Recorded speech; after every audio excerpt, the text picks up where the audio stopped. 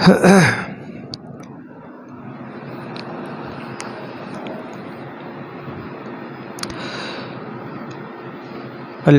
لله وكفى وسلام على عباده الذين اصطفى.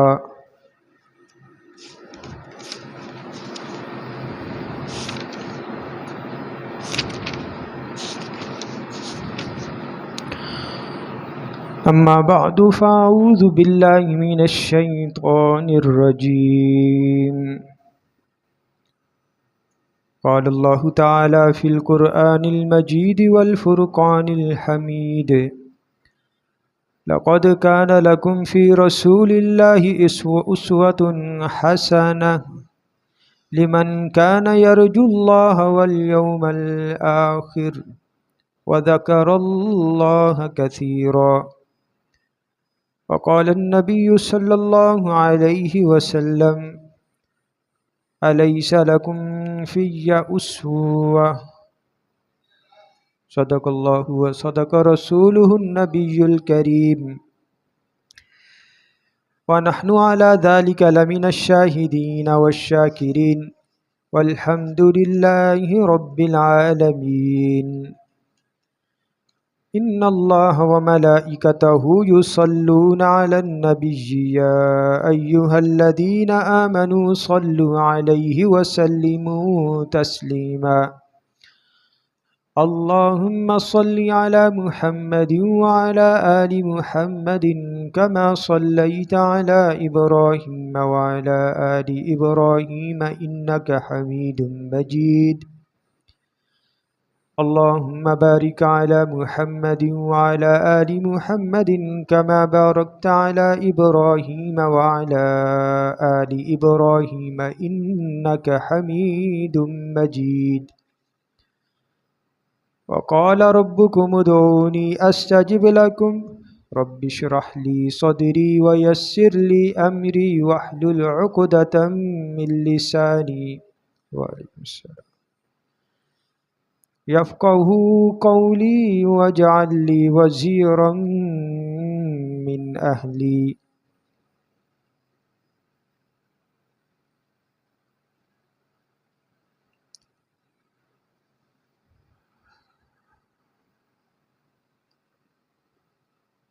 غزوہ خندق میں حضور نبی کریم صلی اللہ علیہ وسلم نے فاقے کے باوجود صحابہ کرام رضوان اللہ تعالی علیہم اجمعین کے شانہ بشانہ کام کیا. بڑی بڑی چٹانوں کو توڑا.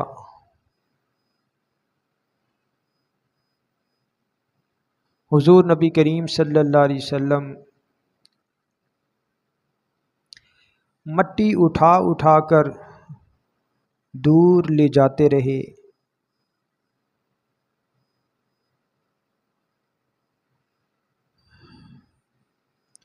یہ سب کچھ آپ علیہ الصلاۃ والسلام نے اللہ کی رضا اور دین کی تائید کے لیے کیا. اور آپ صلی اللہ علیہ وسلم کی یہی سعی باقی لوگوں کے لیے نمونہ ہے.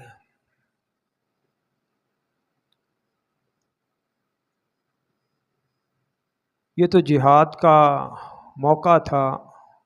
وگرنہ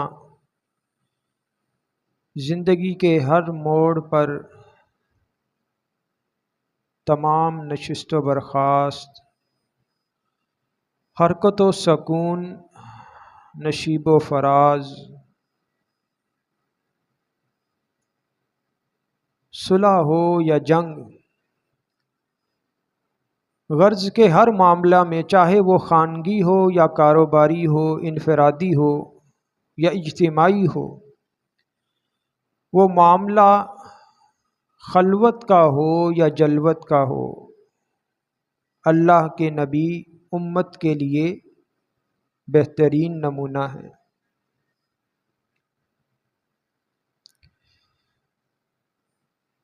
لہٰذا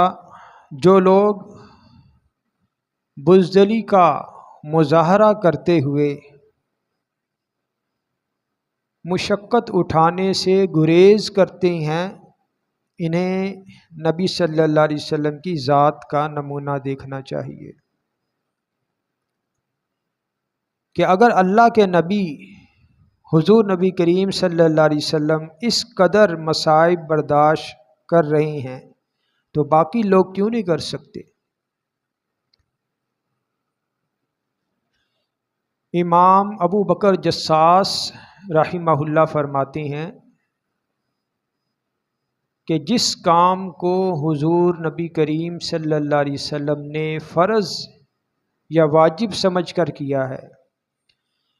وہ امت کے لیے بھی فرض یا واجب ہوگا، اور جو کام حضور نبی کریم صلی اللہ علیہ وسلم نے بطور سنت انجام دیا ہے وہ امت کے لیے بھی سنت ہے۔ فرماتے ہیں کہ جو کام حضور نبی کریم صلی اللہ علیہ وسلم نے استحباب کے درجے میں کیا ہے تو اب اس میں عام مسلمانوں کا اختیار ہے کہ چاہے وہ کام ثواب کی خاطر کر لیں اور چاہے نہ کریں، اگر وہ یہ کام نہیں کرتے تو مواخذہ نہیں ہے، کیونکہ یہ مستحب کے درجے میں ہے، مباح کے درجے میں ہے۔ تو اللہ تعالیٰ نے حضور نبی کریم صلی اللہ علیہ وسلم کے بارے میں فرمایا لَقَدْ كَانَ لَكُمْ فِي رَسُولِ اللَّهِ أُسْوَةٌ حَسَنَةٌ۔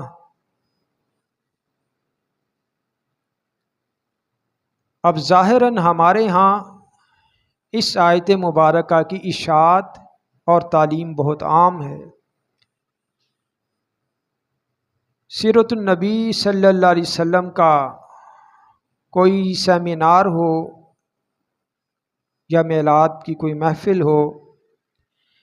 یا کسی شعلہ بیاں واعظ اور خطیب کا وعظ اور بیان ہو، اس آیت مبارکہ کی تلاوت لازمی سمجھی جاتی ہے، لیکن رسول اللہ صلی اللہ علیہ وسلم کے سیرت اور کردار کا نمونہ اپنانے کی صورت اور روش یہ سست روی کا شکار ہے۔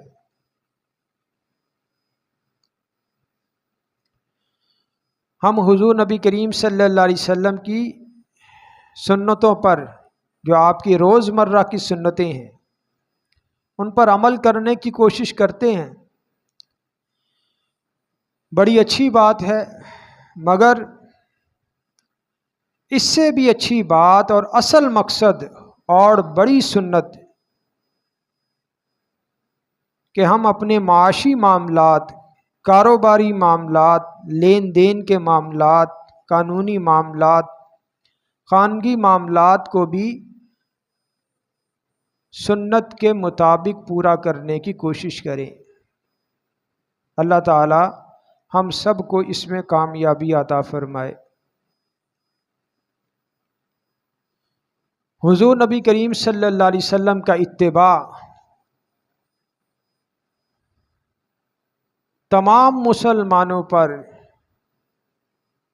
چھوٹے بڑے ہر امر میں واجب ہے، اور آپ صلی اللہ علیہ وسلم کی حیات مبارکہ ہر انسان کے لیے انفرادی و اجتماعی، خانگی و ملی، معاشرتی اور اخلاقی ہر گوشہ لمحہ میں شمع ہدایت ہے۔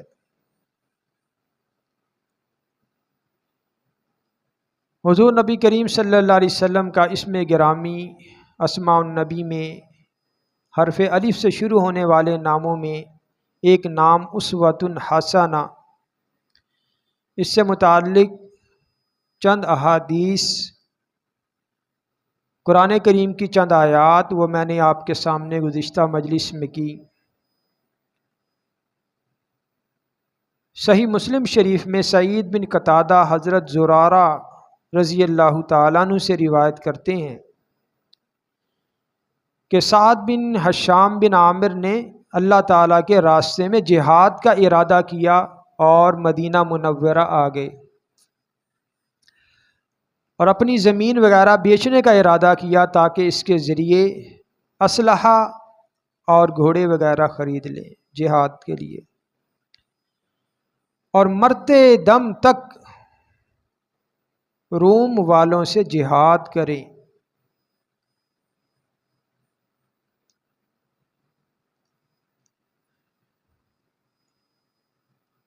طبعی طور پر بعض صحابہ کرام کا کچھ مخصوص قوموں کے ساتھ، کچھ مخصوص قوموں کے خلاف لڑنے کا جذبہ تھا، جیسے حضرت سعد بن ہشام بن عامر، ان کا روم والوں کے خلاف لڑنے کا جذبہ، ایک صحابی تھے، ان کا جذبہ تھا مشرکین مکہ کے خلاف لڑنے کا۔ کیوں؟ بقول ان کے کہ مشرکین مکہ نے حضور نبی کریم صلی اللہ علیہ وسلم کو ان کے وطن مکہ سے نکالا۔ خیر، تو طبعی طور پر بسا اوقات بعض افراد میں کچھ مخصوص دشمنان اسلام کے خلاف میدان عمل اور میدان جہاد میں نکلنے کا جذبہ جو ہے وہ ہوتا ہے۔ تو سعد بن ہشام بن عامر جب یہ مدینہ منورہ آئے، مدینہ والوں سے ملاقات کی اور انہیں اپنی ساری نیت ارادہ بتایا،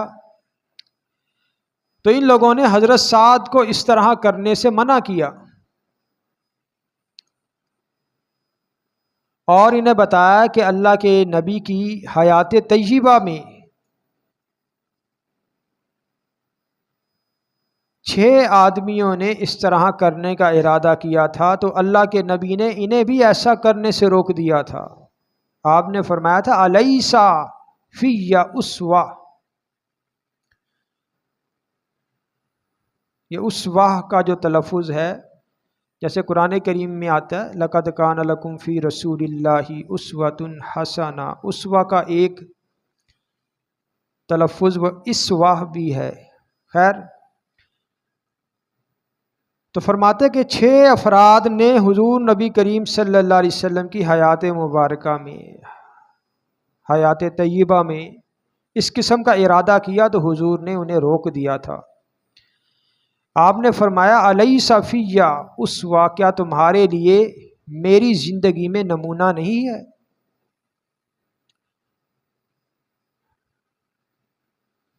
تو راوی بیان کرتے ہیں اس روایت کو بیان کرنے والے کہ جب مدینہ والوں نے حضرت سعد سے یہ حدیث بیان کی، تو انہوں نے اپنی بیوی کو جو ایک طلاق دے دی تھی، طلاق رجعی، اس سے انہوں نے رجوع کر لیا اور اس رجوع کرنے پر لوگوں کو گواہ بنا دیا۔ تو یہاں 2 باتیں ہیں اس روایت میں، ایک تو اسوہ کا لفظ کہ جس کو محدثین اہل علم حضرات نے، بزرگان دین نے نبی علیہ الصلوۃ والسلام کے اسماء مبارکہ میں بیان کیا ہے۔ دوسرا، حضرت سعد نے اپنی بیوی سے رجوع کرنے پر جو گواہ بنایا، یہ بھی ایک مسئلہ ہے، تو اس کی بھی وضاحت کرتا چلوں کہ اگر کسی نے اپنی بیوی کو صریح الفاظ کے ساتھ ایک طلاق دی ہے یا 2 طلاقیں دی ہیں، تو اب وہ رجوع کرنے کا حق رکھتا ہے، کیونکہ ابھی 3 طلاقیں اس نے نہیں دی، تو عدت کے اندر رجوع کرنے سے دوبارہ نکاح کی ضرورت نہیں پڑے گی۔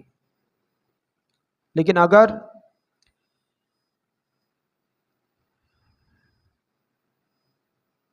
عدت گزر گئی تو اب نکاح کے ختم ہونے پر اب یہ اگر دوبارہ چاہیں تو نکاح کر سکتے ہیں، لیکن اس صورت میں بھی ایک طلاق کا انہیں حق باقی رہے گا۔ اور اب رجوع کا طریقہ کیا؟ یا تو زبان سے کہہ دے جی کہ میں نے اپنی بیوی سے رجوع کر لیا، یا بیوی کے ساتھ مخصوص جو عمل ہے وہ کر لیا جائے، ہم بستری کر لی جائے۔ رجوع پر گواہ بنانا یہ ضروری نہیں ہے، مستحب ہے، کہ بہتر ہے کہ انسان اگر اپنی بیوی کو طلاق دیتا ہے، ایک یا دو، تین پر تو بات ہی ختم ہو جاتی ہے نا، وہاں تو رجوع کرنے کا حق ہی نہیں۔ اب رجوع کرنا چاہتا ہے تو علماء فرماتے ہیں کہ بہتر یہ ہے کہ رجوع کرنے پر بھی کسی شخص کو جو ہے وہ گواہ بنا لے کہ ہاں جی میں نے اپنی بیوی کی طرف رجوع کرتے ہوئے آپ کو میں نے گواہ بنایا ہے۔ اب چاہے اس رجوع پر بیوی راضی ہے یا نہیں راضی، کیونکہ اس کا طلاق کا معاملہ وہ مرد کی مرضی پر منحصر ہے۔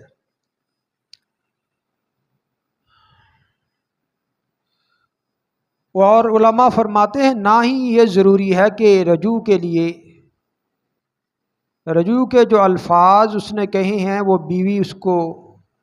بیوی کے لیے اس کا سننا بھی ضروری ہے، ایسا بھی نہیں ہے۔ بیوی کی غیر موجودگی میں بھی اگر کوئی یوں کہہ لیتا ہے کہ میں نے بیوی سے رجوع کر لیا تو رجوع ہو جائے گا،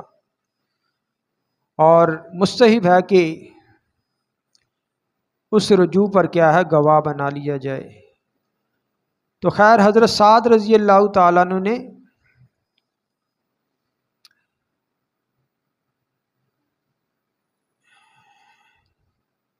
اہل مدینہ کی تنبیہ پر اور ان کی یاد دہانی پر یہ جو عمل تھا کہ جہاد کی خاطر وہ اپنا سارا مال اسباب جائیداد بیچ رہے ہیں اور بیوی کو بھی چھوڑ رہے ہیں، تو بیوی کو طلاق دینے پر حضرت سعد کا رجوع کرنے پر جو گواہ ہے اس کا بھی میں نے حکم، اس کی وضاحت آپ کے سامنے رکھ دی۔ دوسرا اہم نقطہ اس میں کہ نبی علیہ الصلوۃ والسلام کا اسم گرامی اسوۃ حسنہ، یہ اس روایت میں بھی مذکور ہے۔ حضرت عمران بن حسین ان کے بارے میں ابو داؤد شریف میں مروی ہے کہ صحابی رسول سیدنا عمران بن حسین ان سے ایسے شخص کے بارے میں پوچھا گیا کہ جو اپنی بیوی کو ایک یا دو وہ طلاق دے دیتا ہے اور پھر اس سے رجوع کے طور پر وہ صحبت کر لے،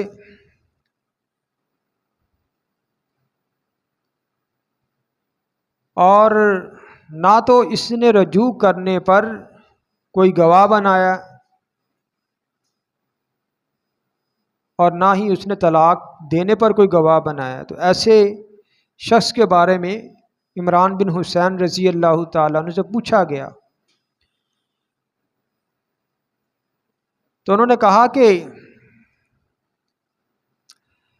تم نے طلاق بھی غیر مسنون یعنی غیر مستحب طریقے پر دی ہے، اور رجوع بھی غیر مستحب طریقے پر کیا ہے، یعنی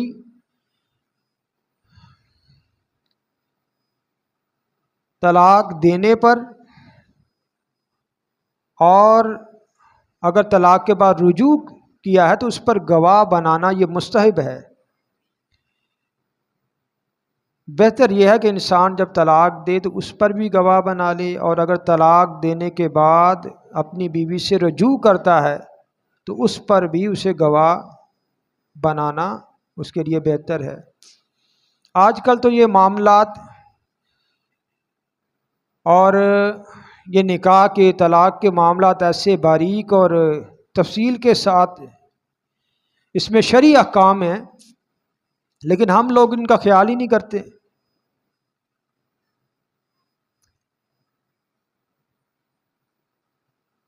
کہ وہ کیا کلمات ہیں اور وہ کیا احکام ہیں کہ جن کے ذریعے سے نکاح قائم رہتا بھی ہے یا نہیں رہتا۔ اور ایسے ایسے واقعات بھی دیکھے گئے کہ پتہ ہے کہ جناب نکاح باقی نہیں رہا، لیکن پھر بھی وہ میاں بیوی اکٹھے رہ رہے۔ خیر، دوسری روایت مسند احمد میں ام المؤمنین سیدہ عائشہ صدیقہ رضی اللہ تعالیٰ عنہ سے مروی ہے، حضرت عثمان بن مظعون رضی اللہ تعالیٰ عنہ سے متعلق، کہ حضرت عثمان بن مظعون کی جو بیوی تھی خولہ بنت حکیم، یہ مہندی لگایا کرتی تھی، خوشبو سے مہکا کرتی تھی، ایک دم انہوں نے سب یہ چیزیں چھوڑ دی۔ جیسے خواتین کی آپس میں ملاقات ہوتی، پتہ چلتا ہے جناب کون کس حال میں ہے، کون کس حال میں جی رہا ہے۔ تو یہ اس جو ہے خولہ بنت حکیم، یہ ایک صحابی کی بیوی عثمان بن مظعون کی، تو پہلے پہل جب یہ آیا کرتی تھی تو کیا ان کے بارے میں مہندی بھی لگا رہی، خوشبو سے بھی خود کو مہکا رہی، لیکن ایک دم سب چھوڑ دیا۔ تو ام المؤمنین سیدہ عائشہ صدیقہ رضی اللہ تعالیٰ عنہ فرماتی ہیں کہ ایک دن خولہ بنت حکیم میرے پاس پراگندہ حالت میں آئی، تو میں نے ان سے پوچھا ما شأنکی، آپ کی یہ کیا حالت ہے، آپ نے کیا حالت بنا رکھی؟ بھائی پہلے تو آپ سج سور کے رہتی تھی اور اب یہ کیا حال ہو گیا آپ کا؟ تو انہوں نے کہا زوجی یقوم اللیل ویصوم النہار، میرا شوہر شب بیدار ہے، یعنی رات کو عبادت کرتا ہے، اور صائم النہار ہے، دن میں روزہ رکھتا ہے۔ بھائی ایک عورت اپنے شوہر کے لیے ہی سجتی ہے، سنورتی ہے، تو جب شوہر کی توجہ نہیں ہے تو پھر وہ بیوی بھی کیا، وہ کہے گی اب میں جس کے لیے سجنا ہے سنورنا ہے وہی وقت نہیں دے رہا، اس کی توجہ نہیں ہے، تو اب نہیں تو نہ صحیح۔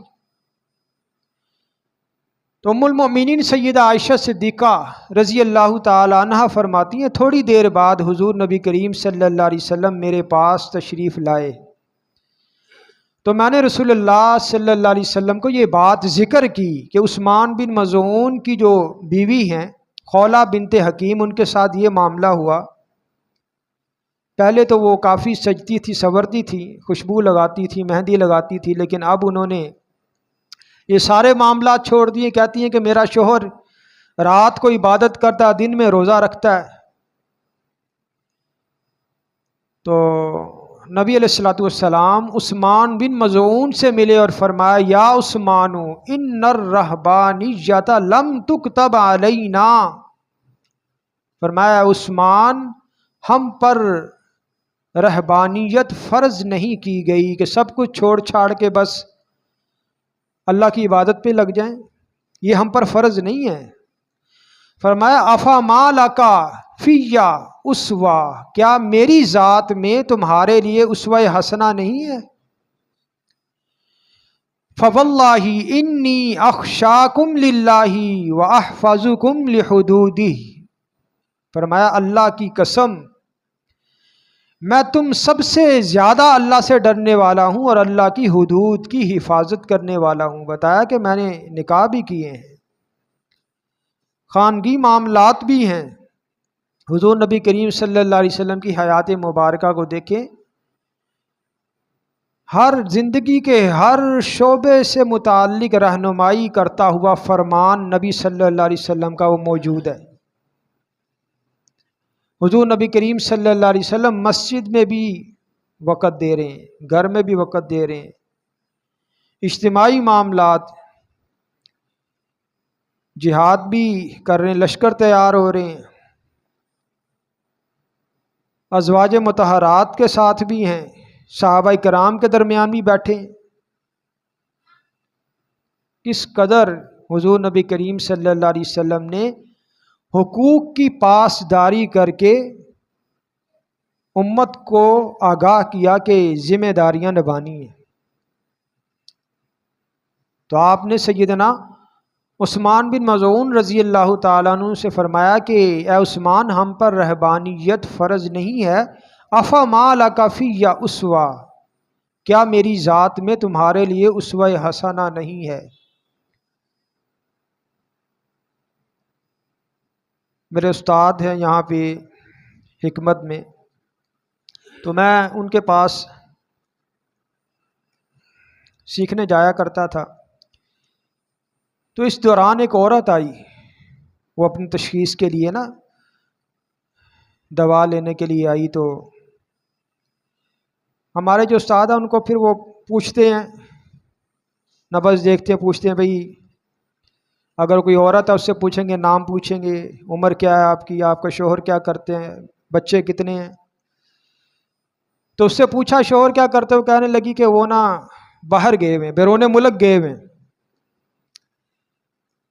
اور کہہ رہی 6 سال کے بعد آج انہوں نے آنا ہے۔ یہ کہتے ہوئے اس کی آنکھوں سے آنسو نکل گئے۔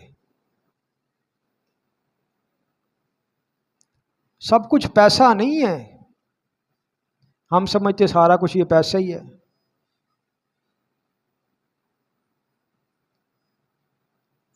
بہت سے حقوق یہ سارے اللہ تعالیٰ نے اولاد کے، بیوی کے حقوق اللہ نے وہ ہمارے اوپر لاگو کیے ہیں۔ تو حضور نے کیا فرمایا، فواللہ انی اخشاکم للہ واحفظکم لحدودی، اللہ کی قسم میں تم سب سے زیادہ اللہ سے ڈرنے والا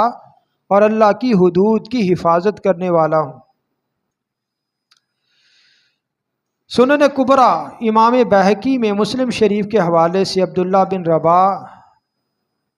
حضرت ابو قتادہ رضی اللہ تعالیٰ عنہ سے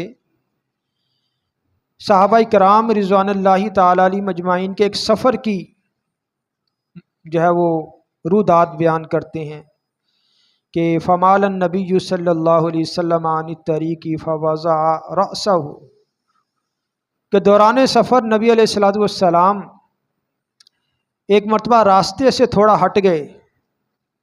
پھر آپ نے اپنا سر مبارک آرام کے لیے آپ جو ہے وہ لیٹ گئے، اپنا سر مبارک رکھا،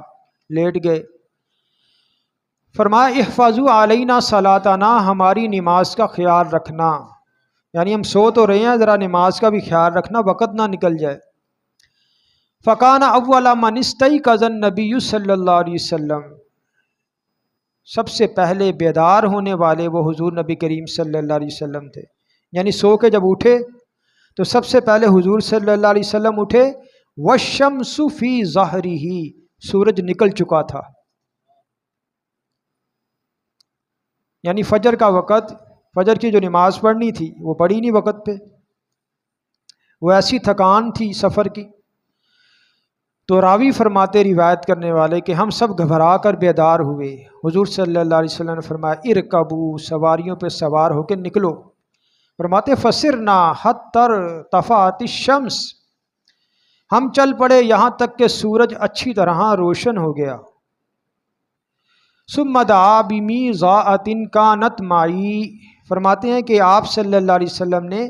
وضو کا وہ برتن منگوایا جو میرے پاس تھا، یعنی اس روایت کو بیان کرنے والے وہ بیان کر رہے ہیں کہ نبی صلی اللہ علیہ وسلم نے وہ وضو کا برتن جو میرے پاس ہوا کرتا تھا وہ منگوایا۔ فیہا شیء من ماء فتوضأنا منہا، اس میں کچھ پانی تھا، پھر ہم نے سب نے اس سے وضو کیا۔ اب یہ روایت کرنے والے کہتے ثم نادى بلال بالصلاة، مؤذن رسول حضرت بلال حبشی رضی اللہ تعالیٰ عنہ نے اذان کہی۔ فصلی رسول اللہ صلی اللہ علیہ وسلم رکعتین، نبی علیہ الصلوۃ والسلام نے 2 رکعت نماز پڑھی، وہ فجر کی سنتیں پڑھی۔ ثم صلی صلاۃ الغداء، پھر حضور صلی اللہ علیہ وسلم نے فجر صبح کی نماز پڑھائی۔ فصنع کما کان یصنع کل یوم، پھر اسی طرح کیا جس طرح کہ روزانہ آپ نماز کے معمول میں آپ کیا کرتے تھے۔ ثم رکب النبی و رکبنا،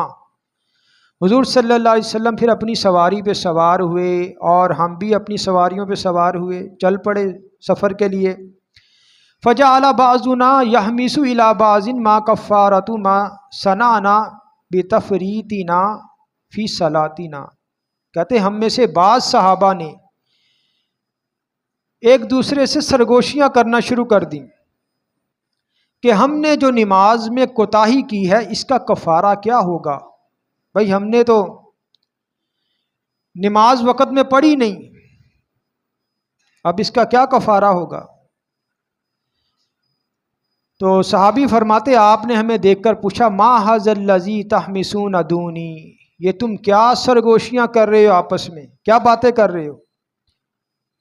تو صحابی کہتے ہم نے عرض کیا یا نبی اللہ تفریطنا فی صلاتنا، اے اللہ کے رسول ہم نے جو نماز میں کوتاہی کی ہے ہم اس کے بارے میں گفتگو کر رہے ہیں کہ اس کا اب کفارہ کیا ہوگا۔ تو نبی علیہ الصلوۃ والسلام نے فرمایا اما لکم فی اسوہ، کیا تمہارے لیے میری زندگی میں اسوہ حسنہ نہیں ہے؟ پھر فرمایا انہ لیس فی النوم تفریط، حضور نے فرمایا نیند کی وجہ سے نماز نہ پڑھنے سے کوتاہی نہیں ہوتی۔ اگر انسان اٹھنے کے سارے اسباب اختیار کر کے سویا ہے، یہ نہیں کہ وہ ایک آدمی کی عادت بن گئی نماز نہ پڑھنا، فجر کی یا کوئی بھی نماز اس کی نیند کی وجہ سے رہ گئی، ایک آدمی سارے اسباب اختیار کرتا ہے پھر اگر سویا رہ جاتا ہے تو پھر فرمایا کہ نیند کی وجہ سے نماز نہ پڑھنے سے کوتاہی نہیں ہوتی۔ انما التفریط علی من لم یصلی الصلاۃ حتی یجیء وقت الاخری، حضور نے فرمایا کوتاہی تو اس شخص سے ہوتی ہے کہ جو بیداری اور یادداشت میں نماز نہ پڑھے حتیٰ کہ دوسری نماز کا وقت آ جائے۔ یعنی اگر آپ کسی موقع پر سوئے رہ گئے، اٹھنے کے سارے اسباب آپ اختیار کر چکے، اٹھنے کی نیت بھی تھی لیکن پھر سوئے رہ گئے، تو پھر بیدار ہوتے ہی نماز پڑھیں، یہ نہیں کہ پھر آپ اس میں بھی کوتاہی کریں اور دوسری نماز کا وقت آ جائے۔ فَإِذَا كَانَ ذَلِكَ فَلْيُصَلِّهَا حِينَ يَسْتَيْقِظُ فَإِذَا كَانَ مِنَ الْغَدِ فَلْيُصَلِّهَا غَيْرِ وَقْتِهَا، فرمایا کہ جب کسی کے ساتھ ایسا معاملہ پیش آئے تو اسے چاہیے کہ جب اٹھے تو اسی وقت نماز پڑھ لے اور آئندہ وقت پر نماز ادا کرے، اس کو عادت نہ بنائے۔ کبھی اتفاقاً یہ معاملہ ہو جاتا ہے انسان سویا رہ گیا، اٹھے تو پھر فوری نماز پڑھے۔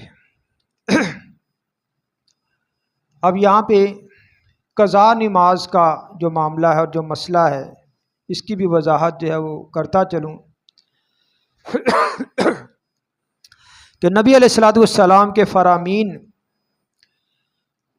اور جمہور فقہاء، علماء، محدثین، مفسرین، ان سب کا اس بات پر اتفاق ہے کہ فوت شدہ نمازوں کی قضا کرنی چاہیے۔ جب نماز فوت ہو جاتی ہے تو اب یہ نہیں کہ بس اب فوت ہو گئی ٹھیک ہے کوئی پرواہ ہی نہیں ہے، بلکہ اس کی قضا کرنی چاہیے۔ حضور نبی کریم صلی اللہ علیہ وسلم کے متعدد ارشادات، اس سے رہنمائی ہمیں ملتی ہے۔ نبی علیہ الصلوۃ والسلام نے فرمایا کہ اگر نماز وقت پر ادا نہ کر سکیں تو بعد میں اس کو پڑھیں۔ صحیح مسلم شریف، بخاری شریف کی ایک روایت ہے، سیدنا انس رضی اللہ تعالیٰ عنہ فرماتے ہیں جو شخص نماز کو بھول جائے تو جب اس کو یاد آئے فوراً نماز پڑھ لے، اس کا سوائے اس کے کوئی کفارہ نہیں ہے۔ ضروری نہیں کہ انسان سویا رہ جائے، بسا اوقات کسی کام میں بندہ اتنا مشغول ہوتا ہے کہ وہ کہتا ہے یارو نماز پڑھنی تھی لیکن وہ وقت تو نکل گیا، جماعت سے تو نہیں میں پڑھ سکتا، تو پھر کیا انفرادی طور پر اکیلے پڑھے، یہ نہیں کہ اب نہیں پڑھی اور اب دوسری نماز کا وقت آ گیا۔ ترمذی شریف میں مروی ہے، نبی علیہ الصلوۃ والسلام نے ارشاد فرمایا تم میں سے جو بھی نماز کو بھول جائے یا اس سے سو جائے، یعنی سوتا رہ جائے نماز کے وقت میں، تو جب بھی یاد آئے اس کو پڑھ لے۔ تو سوتے رہنے سے مراد ہے کہ انسان نماز پڑھنے، وقت پر پڑھنے کے تمام جو اسباب ہیں ان کو اختیار کرے، تمام اسباب کو اختیار کرے، اور ان اسباب کے اختیار کرنے کے باوجود آنکھ لگ جاتی ہے یا انسان کسی کام میں اتنا مگن مصروف ہوتا ہے کہ پتہ ہی نہیں چلا جناب وہ نماز جو ہے وہ رہ گئی، تو یاد آنے پہ کیا ہے فوری پڑھنی چاہیے۔ صحیح بخاری شریف میں سیدنا جابر رضی اللہ تعالیٰ عنہ فرماتے ہیں حضرت فاروق اعظم رضی اللہ تعالیٰ عنہ غزوہ خندق کے دن آپ نے کفار قریش کو برا بلا کہہ رہے تھے، تو اسی دوران اب انہیں پتہ چلا کہ جناب میری تو نماز رہ گئی، یعنی دشمنوں کو جواب دینے میں اتنے مگن ہیں اور ان کا مقابلہ کرنے میں کہ نماز کا دھیان نہیں۔ تو عرض کیا یا رسول اللہ میں اس وقت تک عصر نہ پڑھ سکا حتیٰ کہ سورج غروب ہونے کو ہے۔ حضور نے فرمایا کہ میں نے بھی ابھی تک عصر کی نماز نہیں پڑھی، سورج غروب ہونے کو ہے۔ اللہ کے رسول صلی اللہ علیہ وسلم فرمایا وضو فرمایا، اور پھر غروب آفتاب کے وقت آپ نے پہلے عصر کی نماز پڑھی اور پھر اس کے بعد مغرب کی نماز ادا کی۔ اب یہ مسئلہ کیا ہے، ایک وقت میں دو نمازیں پڑھی جا رہی ہیں۔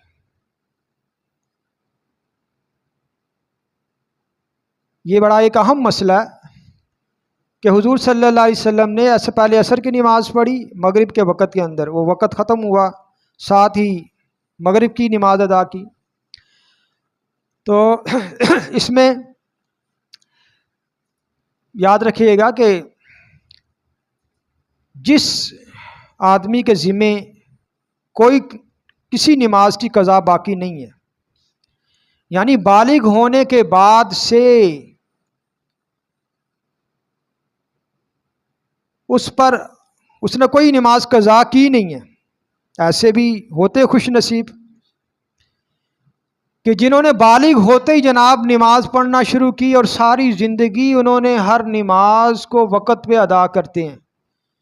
ایسے لوگوں کو کہتے ہیں صاحب ترتیب، صاحب ترتیب، کہ جن کے ذمے کسی نماز کی قضا نہیں ہے، یا علماء فرماتے اگر ہو بھی تو 5 یا 5 سے کم نمازیں ان پر جو ہے وہ قضا ان پر لازم ہے۔ تو کہتے ہیں اگر کوئی شخص صاحب ترتیب ہے، اب اس کی کوئی فجر کی نماز مثال کے طور پر فوت ہو گئی ہے اور اسے یاد بھی ہے کہ بھائی میں نے فجر کی نماز نہیں پڑھی، یعنی ایسا شخص کہ جس کے ذمہ قضا کوئی نہیں، صاحب ترتیب ہے، تو علماء فرماتے ہیں ظہر سے پہلے اس کی قضا پڑھ لینا، یعنی فجر کو بطور قضا کے پڑھنا ضروری ہے، ورنہ اس کی ظہر کی نماز نہیں ہوگی۔ یہ صاحب ترتیب جو شخص ہے کہ جس کے ذمہ بالغ ہونے کے بعد کوئی نماز قضا نہ ہو، یا 5 یا اس سے کم نمازیں اس پر قضا لازم ہیں، 5 سے زیادہ نہیں، 5 سے کم، 3 ہو 4 ہوں، وہ چاہے مختلف وقت کی ہیں، چاہے وہ ایک ہی دن کی ہیں، چاہے وہ اس پر کوئی جو ہے وہ نماز قضا لازم ہے ہی نہیں، تو اب یہ صاحب ترتیب ہے۔ اب فجر فوت ہو جاتی ہے، سورج طلوع ہو گیا، فجر کا وقت نکل گیا، لیکن علماء فرماتے ظہر سے پہلے اب اس کے لیے لازم ہے کہ وہ فجر کی قضا کرے صاحب ترتیب آدمی، وگرنہ اس کی ظہر کی نماز نہیں ہوگی۔ یہ یہاں جو ہے وہ تو اب یہاں کیا ہے کچھ روایات میں نے آپ کے سامنے جو بیان کی، نبی علیہ الصلوۃ والسلام نے کیا فرمایا، بھولنے والا یا سونے والا سویا رہ گیا یا کسی کام کی وجہ سے وہ نماز بھول جاتا ہے، یاد آیا فوری نماز کو پڑھیں۔ تو جب حضور نبی کریم صلی اللہ علیہ وسلم نے بھولنے والے یا سونے والے پر فوت شدہ نماز کی قضا آپ نے لازم کہا ہے، حالانکہ جن سے بھول میں یہ کام ہوا ہے نماز قضا ہوئی ہے وہ گناہ گار نہیں ہے، تو بھائی جنہوں نے جان بوجھ کر نمازیں چھوڑی ہیں، سالہ سال پڑھی نہیں ہیں، وہ اس جھگڑے میں ہے جناب میں نے وہ فلاں مولوی صاحب کے پیچھے پڑھنی نہیں، کوئی اس جھگڑے میں ہے جناب وہ فلانے عقیدے کا ہے وہ بندہ ہے میں نے اس کے پیچھے پڑھنی نہیں۔ ایسے لوگ وہ سمجھو کہ نیا فرقہ گھڑ رہے ہوتے ہیں، جو کہتے ہیں جی میں نے اس کے پیچھے نہیں پڑھنی، وہ کہے گا میں نے اس کے پیچھے نہیں پڑھنی، وہ سمجھو ایک نیا فرقہ گھڑ رہے ہیں۔ ہماری مسجد میں بھی بڑے ایسے لوگ ہیں، وہ ایسے لوگ انتظار میں ہوتے ہیں امام جناب سلام پھیرے گا تو میں اپنی نماز شروع کروں گا۔ لو، اور بھائی اگر یہ نہیں کہ ایک آدمی، دو دو تین تین چار چار آدمی، تو بھائی تم اکٹھے پڑھ لو، کسی جگہ پہ اکٹھے جماعت کر لو، جماعت کے ثواب سے کیوں محروم ہو رہے ہو؟ خیر، تو جنہوں نے جان بوجھ کر نماز قضا کی ہے تو ان کے لیے تو بدرجہ اولا نماز کی قضا ہونا چاہیے، انہیں تو زیادہ حکم ہے کہ بھائی انہوں نے جان بوجھ کے چھوڑی۔ اچھا، مصنف ابن ابی شیبہ میں ام المؤمنین سیدہ عائشہ رضی اللہ تعالی عنہ سے دریافت کیا گیا کہ عورتیں دوران طواف رمل کریں گی، علی النساء رمل، تو آپ نے فرمایا الیس لکن بنا اسوہ، کیا تمہارے لیے ہمارا طریقہ اسوہ حسنہ نہیں ہے؟ لیس علیکن رمل بالبیت ولا بین الصفا والمروہ، ام المؤمنین سیدہ عائشہ صدیقہ رضی اللہ تعالی عنہ نے فرمایا تم پر طواف کرتے وقت اور صفا مروہ کی سعی کرتے وقت رمل نہیں ہے۔ رمل کسے کہتے ہیں؟ کہ طواف کے جو پہلے 3 چکر ہیں ان میں تیز قدم اٹھائے جائیں اور شانے ہلائے جائیں، جیسے ایک طاقتور اور قوت کے ساتھ بھاگا جاتا ہے، اور صحیح صفا مروہ وہاں میلین اخضرین ہے، اس کی نشاندہی کے لیے سعودی حکومت نے وہاں سبز لائٹیں لگائی ہوئی ہیں، میلین اخضرین، کہ یہاں پہ پہنچ کر وہ تیز بھاگا جاتا ہے میلان احزران میں۔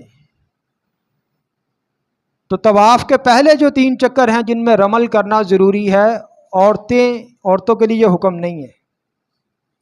اسی طرح میلان احزرین جہاں سبز لائٹیں لگی ہیں صفا مروہ میں، جہاں مرد حضرات تیز بھاگتے ہیں، تو وہاں عورتوں کے لیے حکم تیز بھاگنے کا نہیں ہے، وہاں وہ سکون سے آرام سے ہی چلیں گی جس طرح کے وہ عام چال چل رہی۔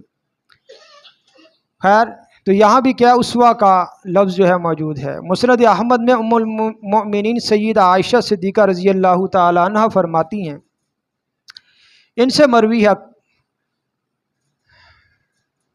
کانا یقبل وہو صائم ولکم فی رسول اللہ اسوۃ حسنہ، حضور نبی کریم صلی اللہ علیہ وسلم کے روزے کی حالت میں آپ صلی اللہ علیہ وسلم بوسہ دے دیا کرتے تھے اور فرمایا تمہارے لیے نبی کی ذات میں اسوہ حسنہ ہے۔ یعنی یہ روایت بھی کیا ہے، اس روایت میں بھی اسوۃ حسنہ کا لفظ جو ہے موجود ہے، کہ جس لفظ سے اہل علم حضرات نے نبی علیہ الصلوۃ والسلام کے اسم مبارک اسوۃ حسنہ کو جو ہے وہ اخذ کیا ہے۔ اسی طرح نبی علیہ الصلوۃ والسلام کے اسماء مبارکہ میں سے کہ جن ناموں کی ابتدا حرف الف سے ہوتی ہے، ایک نام اشد حیاء، اشد حیاء، سیدنا اشد حیاء، کہ نبی علیہ الصلوۃ والسلام بہت حیا والے تھے۔ دیگر سیغے بھی ہیں، اشد الناس حیاء، تمام مخلوق میں سب سے زیادہ حیا والے، الاشد حیاء من العذراء فی خدرہا، حضور صلی اللہ علیہ وسلم پردہ دار کنواری لڑکی سے بھی زیادہ حیا کرنے والے تھے۔ امام غزالی رحمہ اللہ نے احیاء العلوم میں لکھا کہ وکان اشد الناس حیا، کہ نبی علیہ الصلوۃ والسلام لوگوں میں سب سے زیادہ حیا والے تھے۔ بھائی یہ دو چیزیں ہیں نا، حیا اور وفا۔ حیا اور وفا، یہ مرد اور عورت کی زندگی میں یہ دونوں بہت لازم اور ملزوم ہے، حیا اور وفا کا ہونا ضروری۔ تو اشد الناس حیا، یہ پہلے دو نام اس بارے میں بیان کر چکا ہوں، الاشد حیاء من العذراء فی خدرہا، اس کا ذکر بھی ہو چکا، اور اشد الناس حیاء یعنی تمام صیغے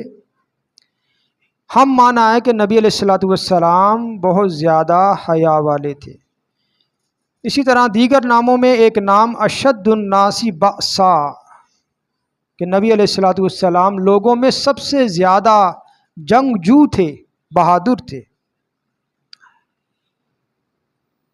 جس طرح حضور نبی کریم صلی اللہ علیہ وسلم کے دیگر اوصاف میں آپ صلی اللہ علیہ وسلم کو یہ کمال حاصل ہے کہ نبی صلی اللہ علیہ وسلم کے اندر جو صفت پائی گئی وہ کمال درجے کی پائی گئی، کہ نبی علیہ الصلوۃ والسلام جس درجے پر فائز ہیں علم کے، اخلاق کے، مخلوق میں سے کسی اور کی رسائی اس درجے تک ناممکن ہے۔ تو قرآن کریم میں سورہ نساء آیت نمبر 84 اللہ تعالیٰ نے فرمایا فقاتل فی سبیل اللہ لا تکلف الا نفسک وحرز المؤمنین عسى اللہ ان یکف بأس الذین کفروا واللہ اشد بأسا واشد تنکیلا، کہ نبی صلی اللہ علیہ وسلم کو جہاد کا حکم دیا گیا، اللہ کے راستے میں لڑیں، اور فرمایا گیا کہ کچھ بعید نہیں کہ اللہ کافروں کی جنگ کا زور توڑ دے، اور اللہ سخت لڑائی والا اور سخت سزا دینے والا ہے۔ اب یہاں پہ اللہ نے اپنے بارے میں فرمایا واللہ اشد بأسا، کہ اللہ کی ذات کیا ہے؟ اللہ سخت لڑائی لڑنے والا ہے۔ اور نبی علیہ الصلوۃ والسلام کے اسماء مبارکہ میں اہل علم حضرات نے نام بیان کیا اشد الناس بأسا، کہ لوگوں میں حضور نبی کریم صلی اللہ علیہ وسلم لوگوں میں سب سے زیادہ جنگجو ہیں۔ اور قرآن میں اللہ نے اپنے بارے میں فرمایا واللہ اشد بأسا، کہ اللہ سخت لڑائی لڑنے والا ہے۔ یعنی یہ کیا ہے؟ یہ اللہ کے ناموں میں سے بھی ہے، اللہ کی صفات میں سے بھی ہے، اور حضور نبی کریم صلی اللہ علیہ وسلم کے ناموں میں سے بھی ہے۔ مسند احمد میں سیدنا علی رضی اللہ تعالیٰ عنہ سے مروی ہے، فرماتے لقد رأیتنا یوم بدر ونحن نلوذ برسول اللہ صلی اللہ علیہ وسلم، غزوہ بدر کے دن ہم لوگ نبی صلی اللہ علیہ وسلم کی پناہ میں آ جاتے تھے۔ آپ صلی اللہ علیہ وسلم کے دامن شفقت میں پناہ لیتے تھے۔ وَهُوَ أَقْرَبُنَا إِلَى الْعَدُوِّ، رسول اللہ صلی اللہ علیہ وسلم ہماری نسبت دشمن سے زیادہ قریب تھے۔ دشمن سے زیادہ قریب ہونے کا کیا معنی ہے؟ بھائی جو جتنا دشمن کے خلاف لڑے گا وہ قریب ہو کے لڑے گا نا۔ فرماتے سب سے زیادہ قریب جنگ بدر کے دن دشمن کے سب سے زیادہ قریب وہ حضور نبی کریم صلی اللہ علیہ وسلم تھے۔ وَقَانَ مِنْ أَشَدِّ النَّاسِ يَوْمَئِذٍ بَأْسًا، اور حضور نبی کریم صلی اللہ علیہ وسلم نے بدر کے دن سب سے زیادہ سخت جنگ کی۔ تو اس لیے اہل علم حضرات نے نبی علیہ الصلوۃ والسلام کے اسماء مبارکہ میں ایک نام اشد الناس بأسا، کہ نبی علیہ الصلوۃ والسلام سخت جنگجو تھے، سب سے زیادہ جنگجو تھے، اس کو بیان کیا ہے۔ امام طبرانی نے معجم الاوسط میں حضرت علی رضی اللہ تعالیٰ عنہ سے روایت کیا، ان سے پوچھا گیا کہ بدر کے دن نبی علیہ الصلوۃ والسلام کا مقام کیا تھا؟ تو آپ نے فرمایا کان اشدنا یوم بدر، ہم میں سب سے سخت جنگجو وہ تھا جس کا گھٹنا حضور صلی اللہ علیہ وسلم کے گھٹنے کے قریب تھا، جو آپ کے ساتھ شانہ بشانہ ہو کر دشمن سے لڑ رہا تھا، وہ ہم میں سے کیا ہے؟ سخت جنگجو تھا۔ مسند احمد میں حضرت علی رضی اللہ تعالیٰ عنہ سے مروی ہے، کننا اذا احمر البأس ولقی القوم القوم، فرماتے جب بدر کے دن لڑائی بھڑکی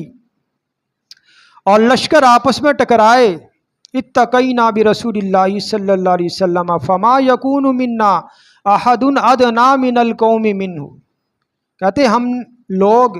نبی علیہ الصلوۃ والسلام کی پناہ میں آ جاتے تھے، آپ کے دامن شفقت میں آ کے پناہ لیتے تھے۔ فرماتے اس دن نبی صلی اللہ علیہ وسلم کے علاوہ ہم میں سے کوئی بھی دشمن کے اتنا قریب نہیں تھا جتنا کہ حضور صلی اللہ علیہ وسلم کی ذات جو ہے وہ قریب تھی۔ نبی علیہ الصلوۃ والسلام کے ناموں میں ایک نام سیدنا اشجع الناس، کہ حضور صلی اللہ علیہ وسلم لوگوں میں سب سے زیادہ بہادر اور شجاع تھے، یہ نام گزر چکا ہے۔ تو باقی تفصیل آپ سیدنا اشد جو ہے وہ اشجع الناس جو نام ہے اس میں ہم اس کو دیکھ سکتے ہیں، اس کی ریکارڈنگ بھی یوٹیوب میں موجود ہوتی ہے یہ سارے بیانات کی۔ باقی ایک چھوٹا مسئلہ رہ گیا تھا، وقت نہیں ہے، بس کے اندر اگر نماز کا وقت ہو جاتا ہے تو اس کو کس طرح ادا کیا جائے۔ پچھلے جمعے میں بھی اس کے متعلق جو چھوٹی سواری تھی اس کے اندر نماز کا وقت اور نفل نماز اگر پڑھی جائے تو اس میں نے بیان کیا تھا کہ قبلہ رو ہونا کیونکہ وہاں ممکن نہیں ہوتا، تو وہاں ضروری نہیں ہے نفل نماز میں، لیکن فرض نماز میں اور خاص طور پر جو بڑی سواری ہے، بس یا اس طرح ہوائی جہاز ہے یا ریل گاڑی ہے، تو اس میں نماز پڑھیں گے تو کس طرح پڑھیں گے، انشاءاللہ اس مسئلے کو آئندہ بیان کریں گے۔ دعا ہے اللہ تعالی ہمیں سمجھنے کی اور عمل کرنے کی توفیق عطا فرمائے۔ وما علینا الا البلاغ۔